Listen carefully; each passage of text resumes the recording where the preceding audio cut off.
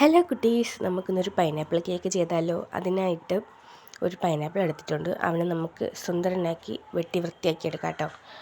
അതൊക്കെ ശേഷം കുഞ്ഞു കുഞ്ഞു പീസാക്കിയിട്ട് ഒരു കപ്പ് പൈനാപ്പിൾ പീസ് എടുത്തൊന്ന് നമുക്കൊന്ന് മിക്സിയിലിട്ടൊന്ന് പേസ്റ്റാക്കി അരച്ചെടുക്കാം.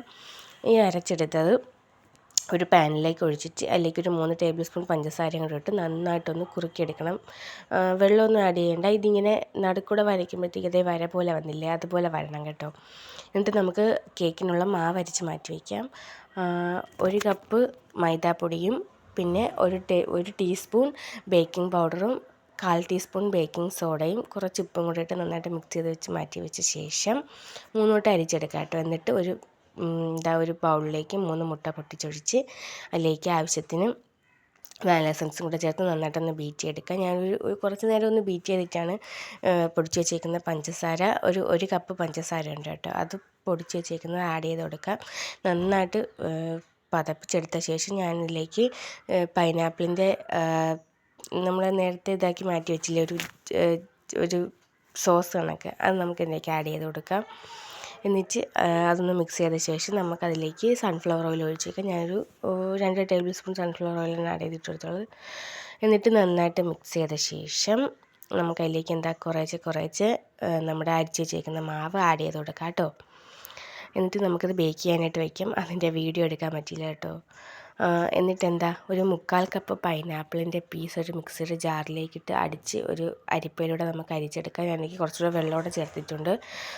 ഇതൊന്ന് അരിച്ചെടുത്ത ശേഷം നമ്മൾ അതേ പാനിലോട്ട് തന്നെയാണ് ഒഴിച്ചു കൊടുക്കുന്നത്. എന്നിട്ട് ഒരു 1/4 കപ്പ് പഞ്ചസാരയും കൂടെ ഇട്ട് ഒരു നുള്ള് ഉപ്പും കൂടെ ചേർത്ത് നന്നായിട്ടൊന്ന് തിളപ്പിച്ച് എടുക്കുക. ഇതാണ് നമ്മുടെ വെറ്റ് ചെയ്യാൻ എടുക്കുന്ന സിറപ്പാണ് കേട്ടോ. എന്നിട്ട് ഞാൻ കുറച്ച് പൈനാപ്പിൾ ഇതുപോലെ കട്ട് ചെയ്ത് വെച്ചിട്ടുണ്ട് നമ്മുടെ ഫില്ലിങ്സ് കൊടുക്കാനായിട്ടാണ് കേട്ടോ. ഇത് നമ്മുടെ ഷുഗർ സിറപ്പാണ്.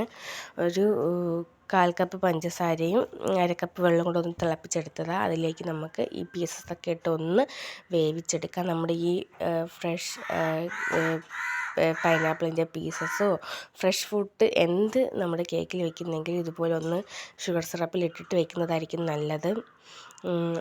എന്നിട്ട് കേക്ക് നമുക്ക് സെറ്റ് ചെയ്യാൻ എടുക്കാം കേട്ടോ. കേക്കിൽ നമ്മൾ വെറ്റ് ചെയ്തു, അതിലേക്ക് നമ്മൾ ക്രീം തേച്ചിട്ട് നമ്മുടെ ഫില്ലിങ് വെച്ച് കൊടുക്കുകയാണ്. അതിനുശേഷം ബാക്കി ലെയറൂടെ വെച്ച് കൊടുത്ത് നമ്മുടെ ഫൈനൽ കോട്ടിങ് ചെയ്യാണ്. ക്രം കോട്ട് ചെയ്ത ശേഷം അതിൻ്റെ തൊട്ട് മുകളിൽ കൂടെ തന്നെ ഞാൻ ഫ്രിഡ്ജിലൊന്നും കുറച്ച് നേരം വെക്കാൻ നിന്നില്ല. പെട്ടെന്ന് തന്നെയാണ് ഞാൻ ഫൈനൽ കോട്ടൂടെ കൊടുത്തിട്ട് നമ്മുടെ കേക്ക് ഫിനിഷ് ചെയ്തെടുക്കുകയാണ്. ഇതൊരു ഓർഡർ കേക്കാണ് കേട്ടോ. ഇതാണ് നമ്മുടെ ഫൈനൽ ലുക്ക്. എല്ലാവർക്കും ഇഷ്ടപ്പെട്ടെങ്കിൽ ലൈക്ക്, ഷെയർ, സബ്സ്ക്രൈബ്.